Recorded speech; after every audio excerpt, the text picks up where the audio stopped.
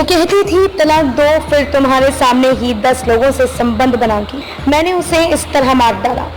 आरोपी ने अपनी पत्नी को एक अन्य आदमी के साथ अवैध संबंध बनाते हुए पकड़ लिया था। इसके बाद मामला घर वालों तक पहुंच गया। हालांकि दोनों के बीच फिर झगड़ा हुआ और गुस्से में आकर उसने पत्नी की हत्या कर दी। छत्तीसगढ़ के बेमेतरा से एक चौंकाने वाला मामला सामने आया है, जहां सुशील साहू नामक युवक ने अपनी पत्नी की हत्या कर दी और शव को फंदे से लटका दिया। इसके बाद आरोपी पति खुद थाने पहुंचा और पुलिस के सामने सरेंडर कर दिया। युवक का कहना है कि उसकी पत्नी चरित्रहीन थी, जिसके चलते उसकी हत्या कर दी। आरोपी सुशील साहू ने बताया कि उसकी पत्नी के अवैध संबंध थे।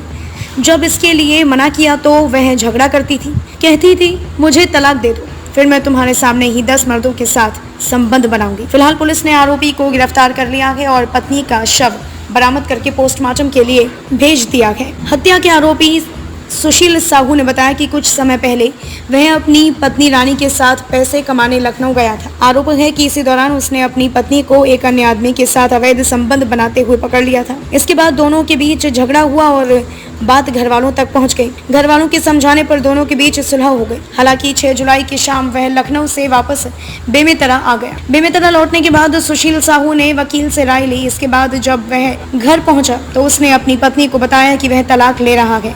इस बात पर दोनों का झगड़ा शुरू हो गया। पत्नी ने कहा कि वह तलाक दे दे।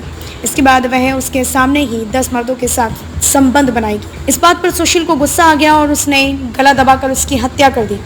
हत्या के बाद भी सुशील का गुस्सा शांत नहीं हुआ तो वह शव को कमरे में ले गया और साड़ी का फंदा बनाकर उसे लटका दिया।